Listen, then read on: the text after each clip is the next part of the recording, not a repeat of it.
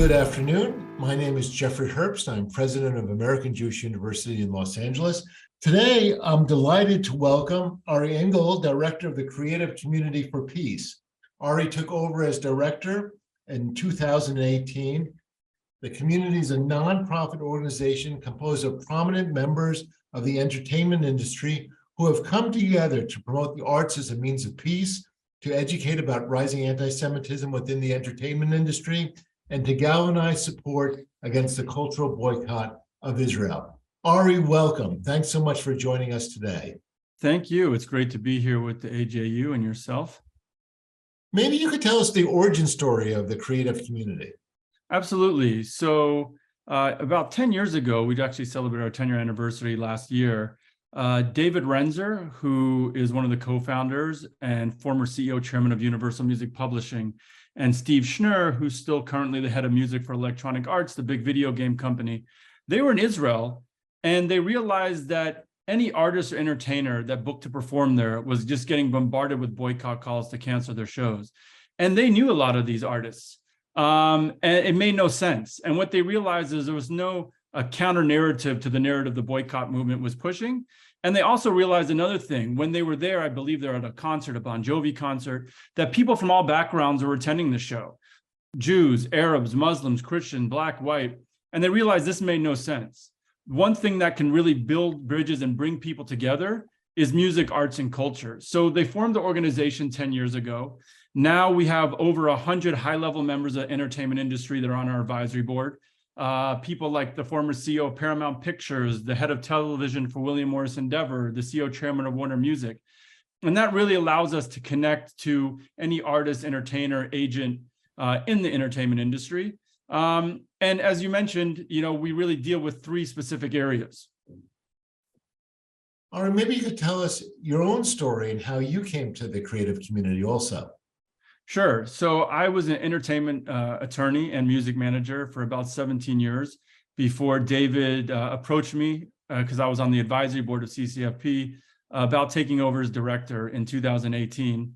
And after a couple of conversations, I decided to throw my hat into the ring. I was seeing what was happening with the rise of anti-Semitism, with the BDS movement. And so I decided, I needed to do something, make a difference, and have my voice heard. So I joined, and I guess previously before that, I graduated from UC Berkeley with a degree in international relations and political science with a focus on the Middle East and Israel. I studied a year at Tel Aviv University, and then when I went to law school, I studied, in addition, entertainment law, law of armed conflict, human rights law. So I've always really had the two sides to me: the entertainment side and the Israel side, and so this position really brought those together. So let's focus now on anti-Semitism and what the description that provided by the organization says of growing anti-Semitism in the entertainment industry. Now, if you look at the Oscars, if you look at what actors, musicians say, they're always preaching diversity, acceptance, harmony. But at the same time, your organization is devoted to fighting anti-Semitism in the entertainment industry. How do you understand the phenomena within the sector that you're focusing on? Right. So it's an interesting question. I think just generally, if you look, you zoom out right now, a recent survey found that 85% of Americans hold at least one anti-Semitic view, and 61%, that's up from 61% in 2019. And 20% of Americans believe 6 or more anti-Semitic tropes. And even if you go to millennials and the younger generation, 20% have never heard of the Holocaust. 49% don't even know the name of a single concentration camp. I think it's something like 40% don't even know that 6 million Jews passed away. So the people at large in America, forget the entertainment industry, people at large really don't have an understanding of anti-Semitism, or let alone the Holocaust, one of the most horrific incidents of the last in history. And once again, the entertainment industry is no different. And what we found is, those views are deeply held. And the game changer, I think, today is that it's really social media allows anybody with a following to push these ideas.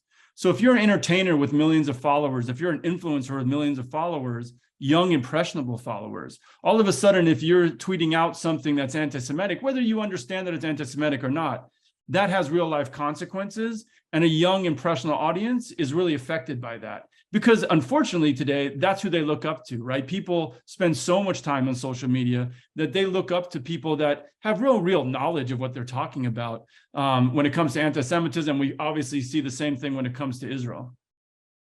Ari, I know this is a strange question given that you're in the entertainment industry, but do we pay too much attention to the odd statement, Whoopi Goldberg or Kanye by celebrities, or are we right to focus on these as dangerous manifestations? I think people are right to focus on it. I think the key, though, is to taking each incident on its own, I think is really important, and not just condemning everybody with one big broad brush and painting them all as the same. There's a big difference between someone like Kanye West and what he is espousing, and which is just pure the Farrakhan anti-Semitism with Jews control the slave trade and Jews aren't real Jews, with the white supremacy anti-Semitism of they control the media, they control entertainment, all this sort of stuff, associating with people like Nick Fuentes, and then someone like Kyrie Irving, who posts something unfortunate, doesn't really understand what he's really posted, may think a certain way, but is not really like banging the table espousing. And I think you have to treat both individuals slightly differently in the way you respond. But it's certain, once again, I think going back to social media, unfortunately, these entertainers do have big platforms. Whoopi Goldberg, a massive platform, let alone social media, on television, on The View. And, we see Jews getting beaten up on the streets. We see right now, according to FBI statistics, there are more hate crimes per capita against the Jewish community than any other minority.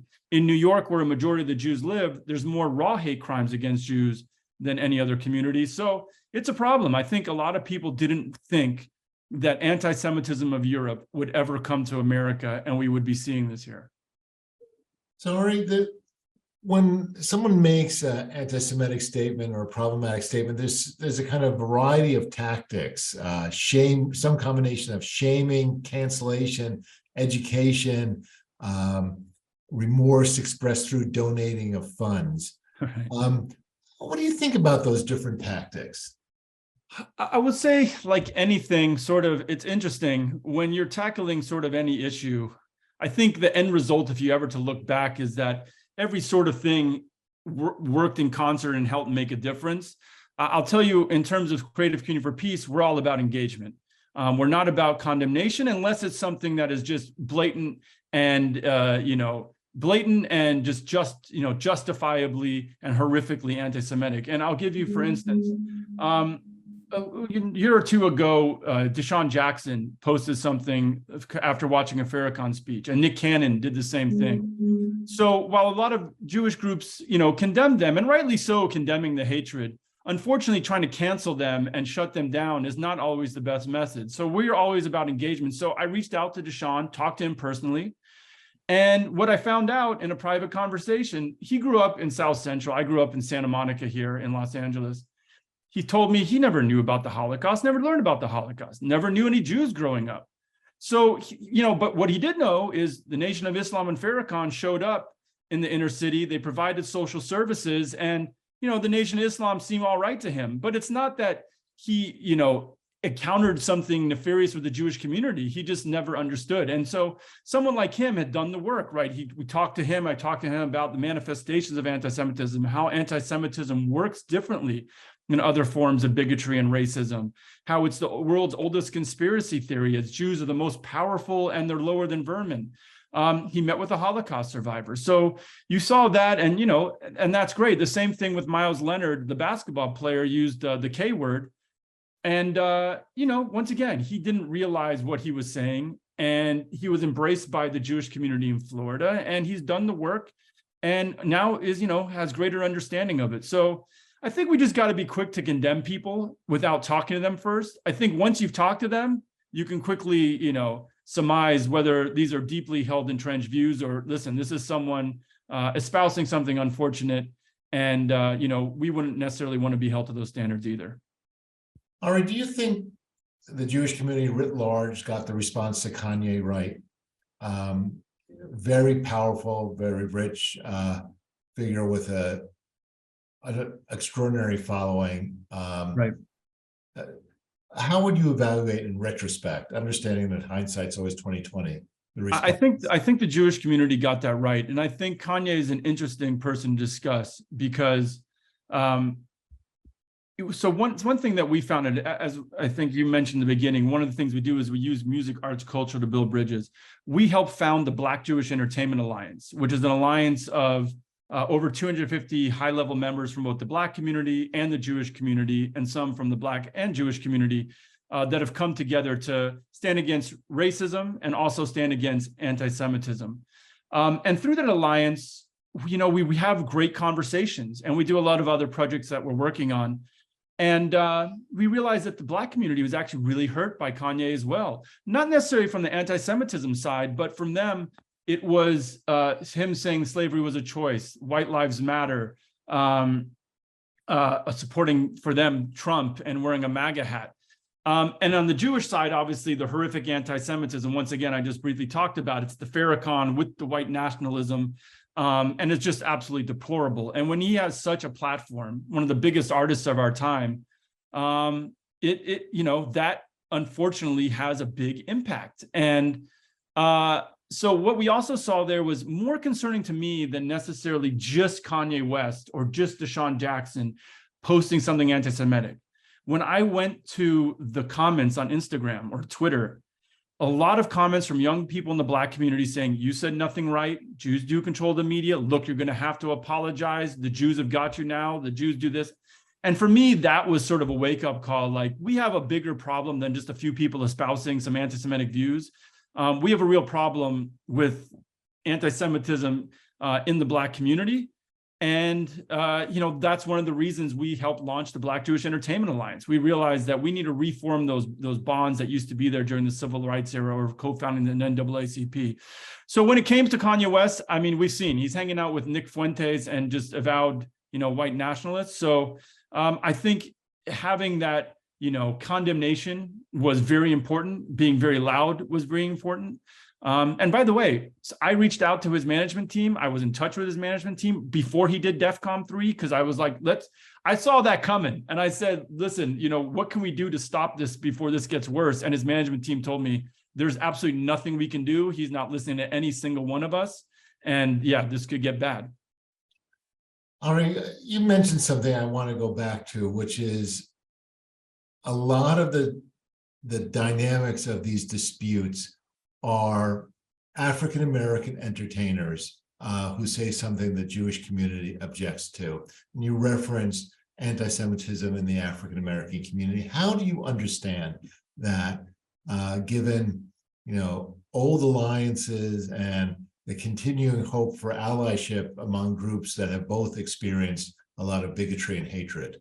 Right. The ADL put out some statistics, and I think they're going to be putting out again this year. They're revamping it, where there's a higher percentage of anti-Semitic views held in the Black community than even the general population or in the Christian community or other communities, which is really unfortunate because, as you said, there's these historical bonds, and we're both persecuted minorities that have worked together, stood together, and really are fighting against white nationalism and the same forms of hatred.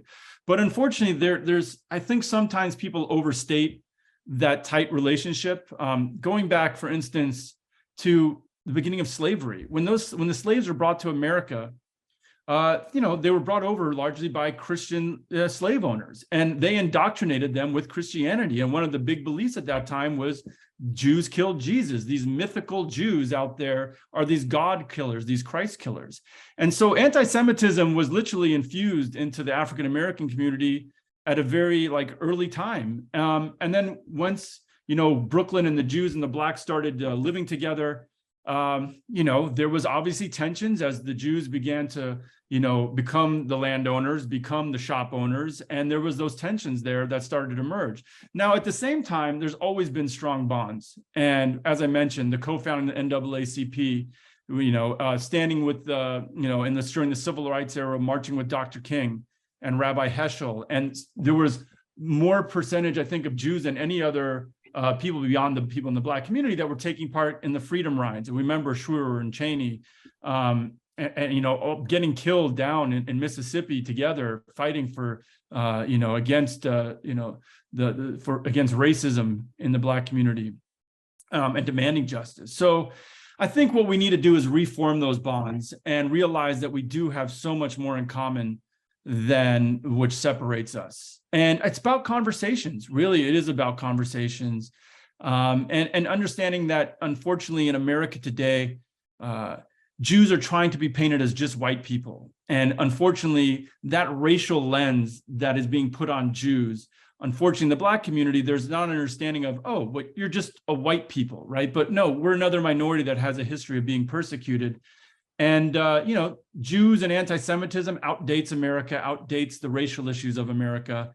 And as I said in the beginning, it really works a lot differently than other forms of hatred. And it's, once again, like with Deshaun Jackson, it's just about, having conversations and educating each other. Ari, maybe you could talk about, what do you think the role and responsibility of Jews are in the entertainment industry? And let's broaden it to talk about not only anti-Semitism, but about Israel. I mean, presumably hatred and bigotry is something that everyone should be fighting, but people also have responsibilities to their own community. Right. You're in an interesting spot to think about that. And how has it played out for you? Right. I think everybody should speak up and speak out against anti-Semitism. And as we're seeing new forms of anti-Semitism that are merging with anti-Zionism, which inevitably leads to anti-Semitism. We would love for the Jewish community in the entertainment industry to speak up louder and be more vocal. But that's one reason, we founded CCFP, was because it allows collective voice. So for instance, while sometimes people may be scared to speak up alone for fear of getting lambasted or facing repercussions when they do, for instance, recently with that documentary and book that Kyrie Irving did share, that was just totally anti-Semitic, about the Jews controlling the slave trade and the Holocaust is manufactured. So collectively, we organized the entertainment community, put together an open letter signed by Deborah Messing and Mila Kunis, Diane Warren, over 200 members in the entertainment community, and released an open letter, sent it to the head of Barnes & Noble and Amazon, and made sure we had our voices heard. And the head of Barnes & Noble wrote back right away, said, we're taking the book down. We're not going to sell it. Thank you. We heard your message. Amazon, unfortunately, I'm not sure what will convince them to do anything and to take a stand. I think it's continuing pressure on a company like that. But people have to be vocal and speak out about that stuff. When it comes to Israel, it's the similar thing, which I think is unfortunately, even more difficult for some people, because it has become toxic. And some people find speaking up on behalf of Israel can affect their clients, some of them, and some others, once again, you face an even bigger backlash.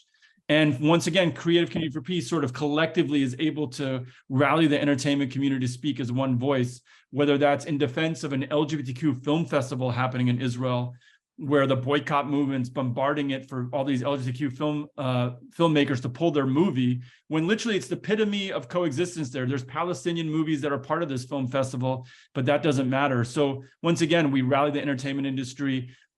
We talk to the independent filmmakers, ourselves, and say, this is who supports you. All these filmmakers support you. Release an open letter.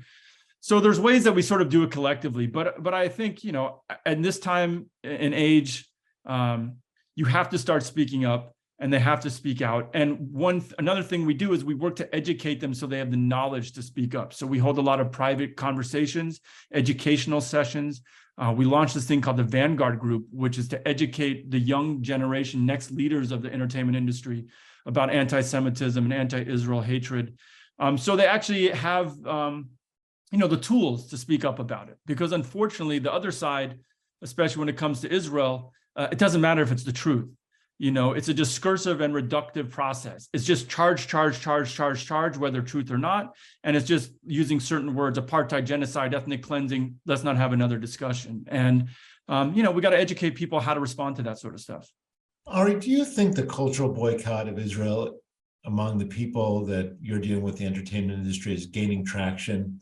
Not so much the ban that announces its refusal to go to Israel, but the ban that just doesn't book Israel because it's too much of a hassle. Right. The one thing I will say is the support for Israel in the entertainment industry remains strong. So during, for instance, the May 2021 conflict, we did see 130, I think we tracked, entertainers post negative messages in support of the Palestinian community, negative of Israel, and only like 35 that were either pro-peace messages or in support of Israel. But I will say, silently, there is a lot of support, and that support hasn't dissipated at all. Unfortunately, the people that speak out are usually from the activist entertainment community, and they speak out about, everything, very vocal about speaking out. And the people that support Israel, whether it's Justin Bieber or Justin Timberlake, people say, why don't they speak out? Because they're not activists. They love Israel, they support Israel, but they're not going to start tweeting, especially about something they don't really know that much about. On the other side, when you have a performer like Halsey who tweets out during that conflict that, once again, it's white people killing brown people, when she has no idea. If you put her in the middle of Israel right now, she'd have no idea to tell a Jew from a Palestinian. She would have no idea that over 50% are Mizrahi Jews, let alone the Ethiopian community. So, I think that's one thing to keep in mind at the outset. In terms of the cultural boycott, there is somewhat of a silent boycott, if you want to call it, where it's not really a boycott, but some entertainers, right, they just don't want to deal with it. Most of it's because they don't understand it either way. But going to Israel and performing for just 40,000 people when they pay for, 70,000 people in LA, and then go to San Diego for an hour or 2 hours away and pay for another 70,000 people, flying all the way to Israel, which isn't on a tour map, taking 2 or 3 days off, paying your crew, playing for 40,000 people, and then dealing with all the backlash, to some artists, it's just not worth it. So I think, the boycott movement takes, I think, a lot more credit than they deserve. But some of it's logistical, a lot of it's financial issues. And then once again, some artists, right, why do I want to even deal with that? I don't have an opinion either way, but I just don't want the headache. So I'm not going to go play there. All right, let's go back to something you mentioned before about the contours of the entertainment industry, because you talked about, what people consider traditional entertainment, music, movies. Then you talked about TikTok and social influencers. And what we've seen in just the last few years is this extraordinary broadening of the sway that people outside Hollywood or outside a company have, sometimes by just having a video camera and an internet connection. Right. And suddenly they have millions of followers. So it's become much more dispersed, much more fragmented, pretty complicated. How do you work in that environment as opposed to going to a studio or going to a record label and say, hey, you've got a problem? Right. So there's a number of organizations which we help support with a lot of information, education that we provide them, that are dealing with the influencer issue. And it's about, once again, connecting with a lot of those influencers and taking them on trips to Israel and letting them see what's happening to them for themselves, connecting with them and talking to them about anti-Semitism. Also, it's about, sort of fighting the negative influencers with some of the positive influencers and engaging a lot of, it may be someone that just posts about cooking all day and has a million followers, but they're also a proud Jew, maybe a proud Zionist, and engaging with those people and, not overusing their voice, but when in the times of conflict, when Jews are being beaten up on the streets, to make sure that they are posting as well about that stuff. And that helps reach this broad audience that, maybe would not normally be reached by the traditional Jewish organizations, which sort of talk to its own echo chamber. And that's another thing with Creative Community for Peace is our audience is the broad entertainment industry in general, which I think reaches, a lot of people that traditional Jewish organizations unfortunately don't reach.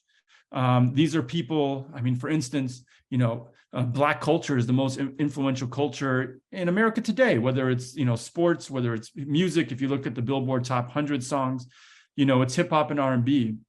And so connecting with that audience and the people that listen and follow them, and the people that report and write about that is really important, and figuring out new ways to sort of engage that audience, which isn't usually some of the more traditional ways of, someone standing in front of a whiteboard talking about 1948 and the Balfour Declaration, but, letting them understand how Israel is a cool, inclusive, diverse country where Tel Aviv has a great foodie scene and an LGBTQ scene, and talking about, it's interesting, you talk about that. So one thing that we did last year was we launched the first ever report detailing anti-Semitism in the entertainment industry. So we went through the different sectors from TV and film and sports, theater, music, and we talked about, sort of what the state of anti-Semitism was, but then we also offered 4 recommendations.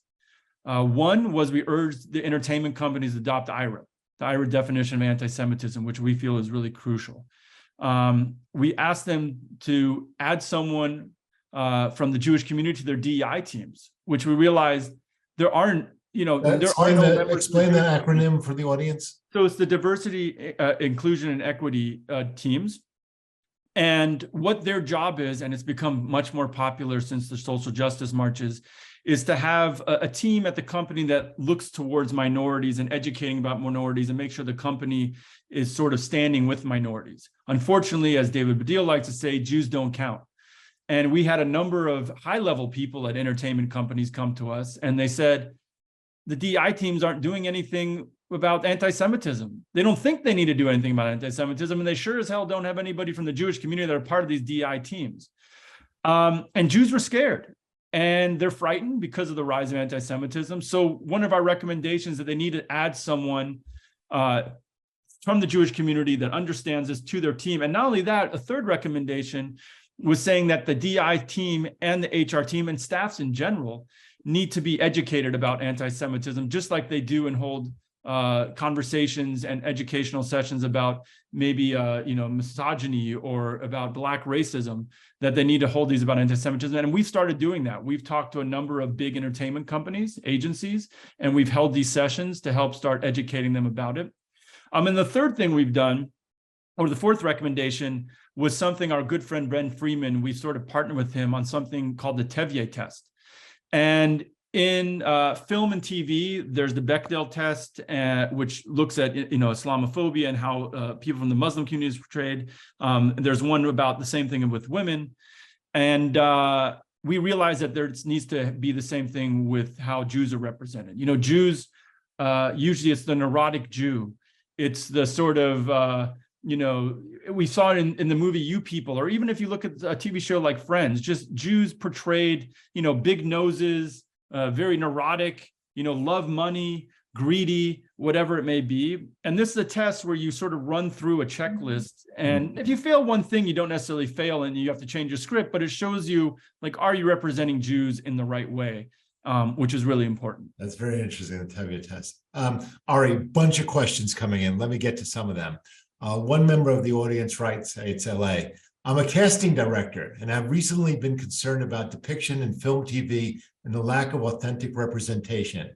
Can you speak to that? And is there a part of your organization that aims to educate and speak out about these concerns? Absolutely. So, part of that education that we're doing, for instance, that I just mentioned, we're actually talking with the Screenwriters Guild and the Writers Association in film and TV. Unfortunately, they had these booklets that they put together about, how to better represent, people from the Muslim community, the Black community, and the LGBT community. They had one, I think, for the Asian community, 8 different brochures that they send out and provide to the screenwriters. They didn't have one on anti-Semitism.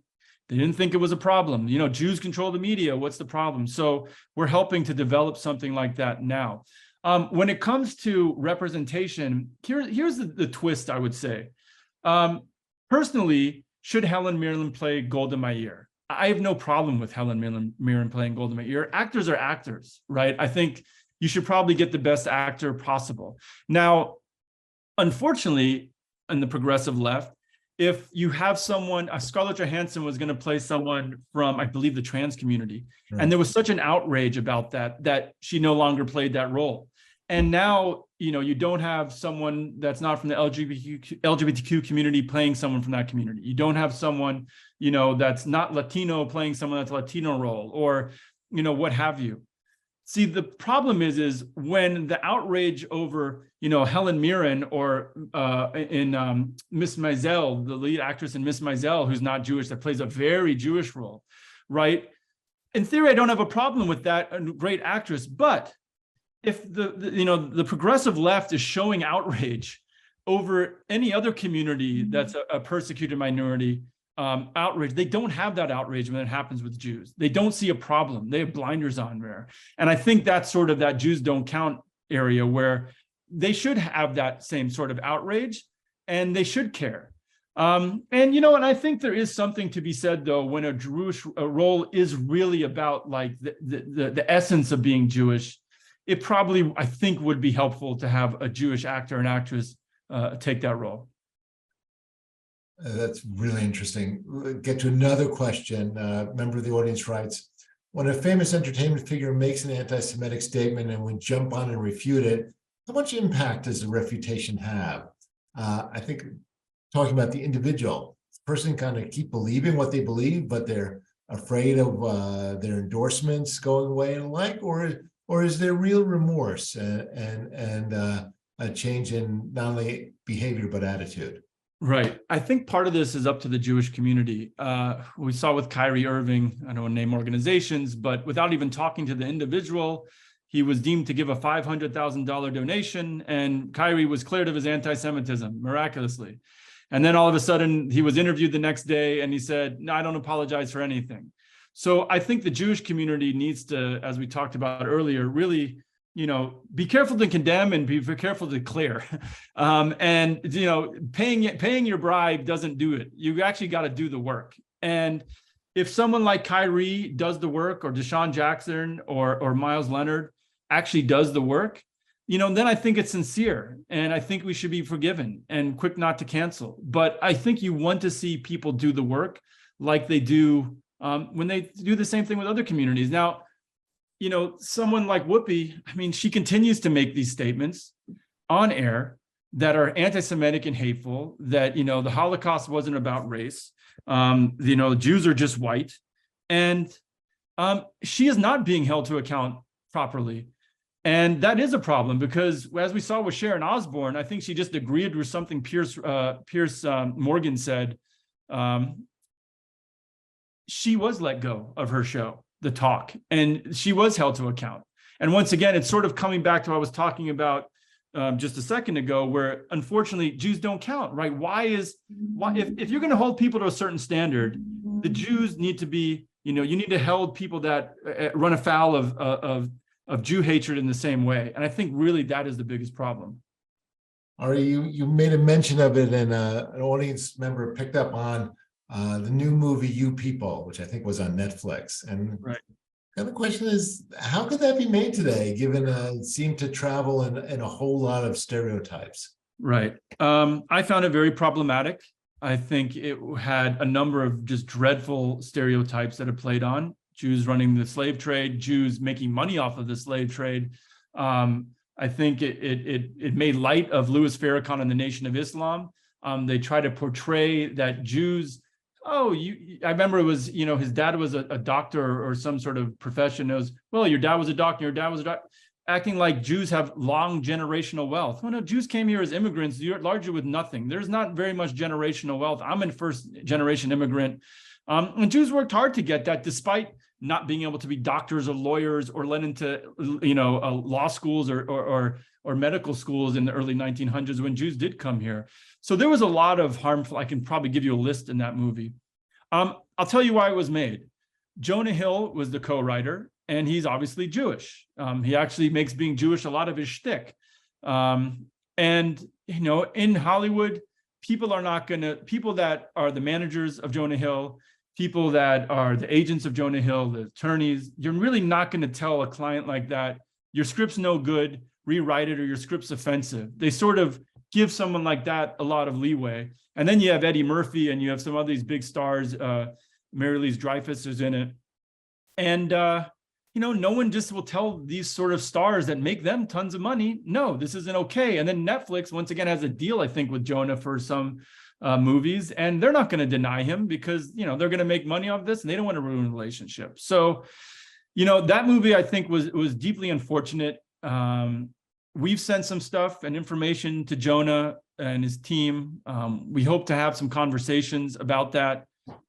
It's probably all going to be behind the scenes, and just even the filmmaker that made it, he co-wrote it with a great director from the Black community, and he may not even understood what these things were, where Jonah probably did understand what these things were. So it's going to be an ongoing conversation. But once again, the Tevye test, that's one reason we're trying to have people push it and adopt it. Hopefully Netflix can adopt it for all their productions and say, what are we putting out, and does this offend the Jewish community in a way that's really harmful? A famous Netflix comedian recently began with regard to Kanye. This is how you buy time. Made a statement about equality and then talked about the Jews. Right. Are there more or less sophisticated anti-Semites? I think some people are, you find on the right wing, the neo-Nazi KKK, I would say that's more stupid anti-Semitism, right? Sort of, we love Hitler, the Jews should die, the Jews are rats and vermin. Then the intellectual side, I think, is the left-wing anti-Semitism, which is equally, if not maybe more dangerous, because it's really about like the hearts and minds, and it's more nuanced. Although I don't like to compare which one is worse. I think you have to condemn it on all sides and never play that game. Don't even ever get into that game of just saying which one's worse. But and that is, I think, is a little more intellectual. And he's talking about Dave Chappelle in this question on Saturday Night Live. And listen, as I said earlier, I think you need to take each incident separately. Kanye, from Kyrie to Dave Chappelle. I think we need to give comedians like Dave Chappelle a lot more leeway, a lot more breadth. They make fun and dig into many communities in the same way, even his own community. And right, it was a little more intellectual in the way he did it and went about it. But I think this is the issue I have with that. And by the way, I didn't find it anti-Semitic. Brett Stevens, Eli Lake, there was a number of other people that, really speak out about anti-Semitism that weren't, highly offended by it, even though obviously they see what Dave Chappelle was doing. I think this is the main issue with Dave Chappelle's thing. Comedians, when they're doing a banter with an audience, there is some sort of underlying assumption and sort of like an exchange of sort of like, we understand you're sort of going overboard. You're taking something about the community and you're going overboard and you're having a dig and we're all laughing about it. We're all sort of on the same sort of plane. The problem now is the audience isn't on the same plane. They actually believe these anti-Semitic views. They believe these anti-Semitic statements. So when he starts saying about, the Jews do run Hollywood, and there are a lot of Jews, that's just reaffirming these beliefs that people had. It's not sort of playing with the audience that says, yeah, we know there's Jews, but obviously they don't run Hollywood. There's corporations, there's people from all backgrounds, and but that I think is the biggest problem we're seeing today, is that with the rise of anti-Semitism and the normalizing of anti-Semitism, a comedian like Dave Chappelle doesn't really have that sort of understanding with his audience that he used to. That's a good point. I went to the Chosen Comedy Festival recently in LA, and I was wondering, wow, if a non-Jew had said these exact same jokes, reading off the transcript, what would have been the reaction? Do you think about that? No, and it's true. Listen, there's no doubt that a comedian making fun of his own community is far more acceptable today than making fun of another community. And listen, Dave Chappelle got in trouble for making fun of the LGBTQ and trans community just a month or two earlier for a Netflix documentary. So listen, the times have changed, and I think it is no longer acceptable to espouse some of the views that people used to espouse, hatred, bigoted views, even in the comedy setting like they used to. And once again, I think going back to the same sort of idea, you got to hold people espousing anti-Semitic statements to the same standards you will hold when they espouse it about other minority communities. That's what Jews are really looking for. You got to hold them to the same standards. And unfortunately, once again, David Baddiel said, Jews don't count.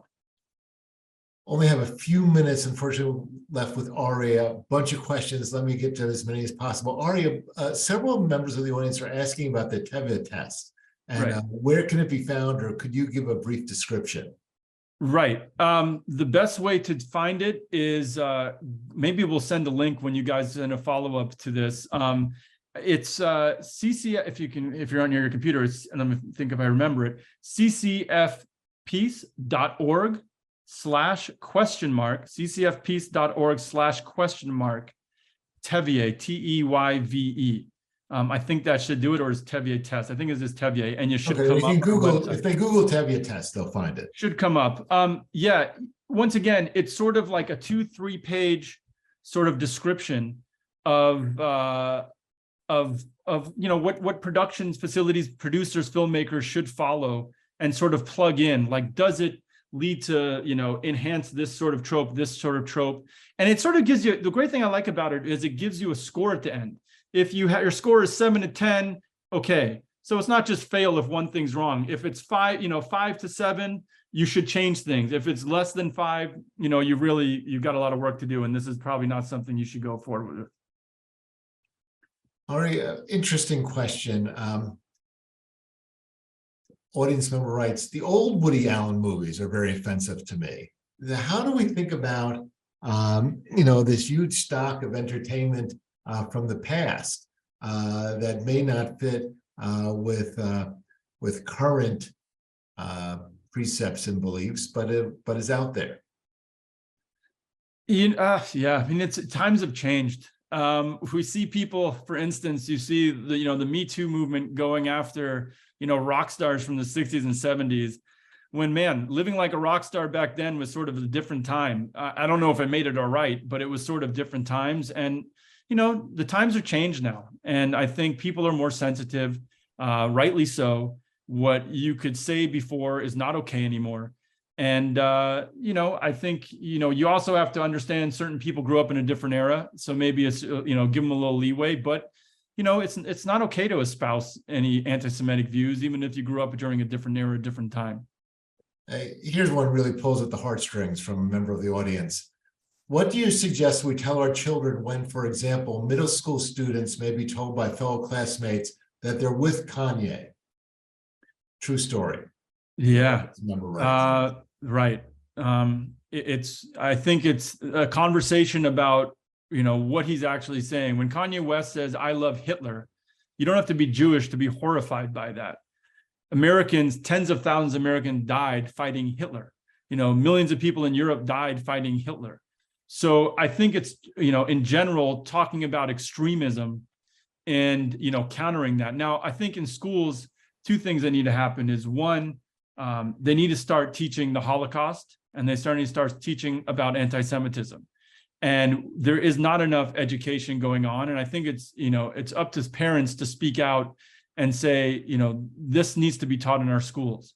Because as I laid out at the beginning of this, most millennials haven't heard of the Holocaust, haven't heard of a concentration camp, and that's not okay. But when it comes to a celebrity like Kanye, listen, I loved Kanye West music growing up. I love Kanye West music that he still put it out a year ago. And it's harmful and it's hurtful that one of our heroes turns out to be a raging anti-Semite. But I think it's embracing that, saying, listen, you may like the music, but the person behind this and what they're espousing, it's extremely dangerous and it's extremely harmful. And it has real life repercussions. In fact, the Goyim Defense League, they're the ones that are throwing flyers on everybody's lawns across the country, who were just filmed yesterday in Orlando berating rabbis, coming out, you know, spewing extreme hate. And we're hanging banners saying Kanye was right all over freeways across the country. That's the repercussions. And so it's not just, oh, you know, Kanye, I like Kanye. You know, these have real life repercussions, and it has real harm to the Jewish community. Ari, we're out of time, but a lot of the members of the audience have written in to ask, how can they be part of the creative community? How can they join the Black Jewish Alliance? Right. So go to our website, creativecommunityforpeace.com, creativecommunityforpeace.com, or ccfpeace.com, where you can sign up for our website. For our email list and stay more connected to us. You'll find our social media links there. The Black Jewish Entertainment Alliance, go to Black Jewish Ent, I believe it is, Black Jewish Ent Alliance, or just Google Black Jewish Entertainment Alliance. The website will come out. You can sign up for the email list there as well to keep informed of what's happening with that. I would say, from personally, I started my Twitter before in the early days. So I'm OGARIDE, OGARIDE, OGARIDE. And once again, for the Creative Community for Peace ones, just go to our website where you can sign up there. We have a number of events coming up throughout the year. So if you sign up for that, you will hear about all of them. Ari Ingel, Director of the Creative Community for Peace, thank you so much for talking about confronting anti-Semitism in the entertainment industry. Really appreciate your time. Absolutely. Thanks for having me, and happy to do this again sometime.